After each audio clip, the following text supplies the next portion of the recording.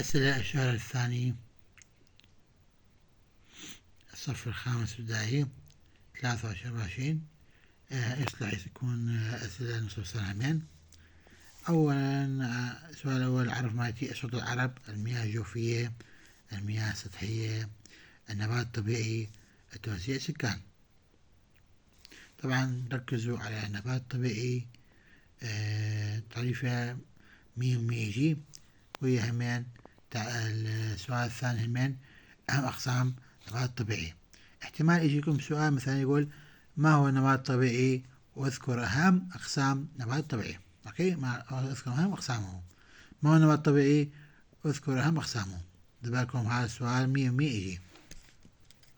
أوكي أخواني، سؤال 100% يجي. السؤال الثالث: اذكر أهم مشاكل في مشاكل المياه في العراق. شنو مشكلة المياه في العراق؟ السؤال الرابع: ارسم خارطة العراق. طبعا هذا 100% يجي.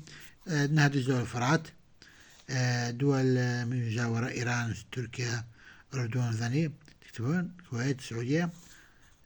ثلاثة: أقاليم ومناخير في العراق.